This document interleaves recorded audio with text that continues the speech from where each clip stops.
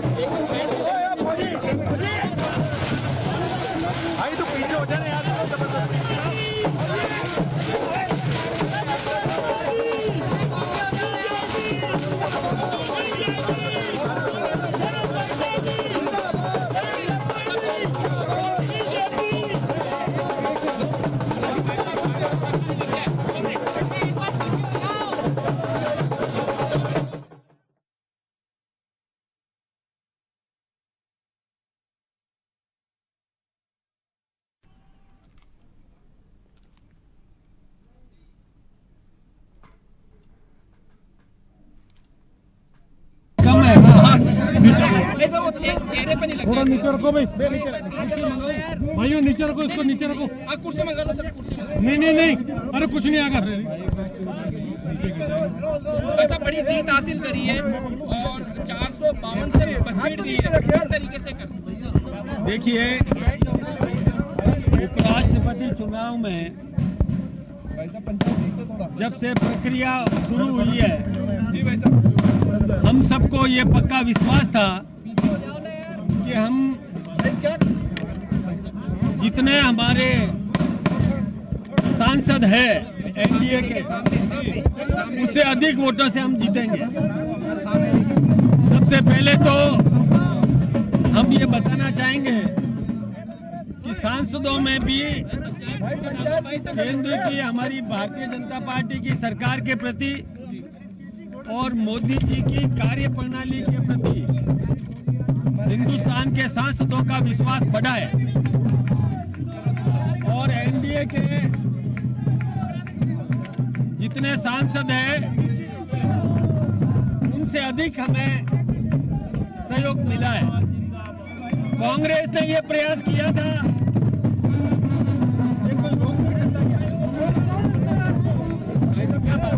कार्यकर्ता नहीं है क्या? आप पीछे व्यवस्था नहीं है क्या? बंद कर दो ना एक बार। देखिए, कांग्रेस ने यह प्रयास किया था कि कुछ तोड़ फोड़ कर ले, इसलिए उन्होंने आह्वान किया था कि आत्मा की आवाज पर वोट दो। और ये बात सब जानते हैं कि पहले कांग्रेस के एक अधिकृत प्रत्याशी थे निजलिंगप्पा, और इंदिरा जी ने कांग्रेस के अधिकृत प्रत्याशी के खिलाफ में वीवी गिरी जी को खड़ा किया था और उस समय उन्होंने आवाज दी थी आत्मा की आवाज पर। ये क्या बात है भाई, कोई नहीं संभाल पा रहा है क्या? कमाल हो गया भाई, इतना जोश है, अब जोश में होश नहीं रहता है।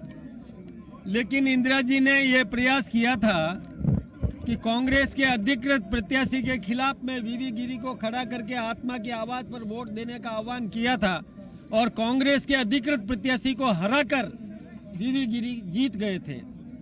इस बार भी कांग्रेस ने यह प्रयास किया कि आत्मा की आवाज का आह्वान करे, लेकिन ये उनके खिलाफ ही गया। कई सांसदों की आत्मा जाग गई और उन्होंने भी हमारे एनडीए के उम्मीदवार को अपना वोट दे करके और जितने निर्दय मतलब संख्या थी उससे अधिक वोटों से हमें जीत दिलाई। इसके लिए जिनकी आत्मा की आवाज, जिनकी आत्मा जागी, मैं उनका भी अभिनंदन करना चाहूँगा, उनका भी धन्यवाद देना चाहूँगा। और इसमें मोदी जी के कार्य प्रणाली पर लोगों का ठप्पा लगा, सांसदों ने ठप्पा लगाया और सीपी राधाकृष्णन जी के क्षेत्र से के और वहाँ के भी सांसद जो एनडीए के सदस्य नहीं थे उन्होंने भी समर्थन दिया। मैं उनका भी बहुत बहुत धन्यवाद देना चाहूँगा, उनका भी अभिनंदन करना चाहूँगा। लोकतंत्र के प्रति उनके भी आस्था जगी और उन्होंने भी हमें सहयोग दिया। आप सबका भी और विशेष रूप से मीडिया ने भी और सही संदेश देने का काम किया, मैं उनका भी बहुत बहुत धन्यवाद देना। नरेंद्र मोदी जिंदाबाद, नरेंद्र मोदी जिंदाबाद, नरेंद्र मोदी जिंदाबाद, बीजेपी जिंदाबाद, बीजेपी।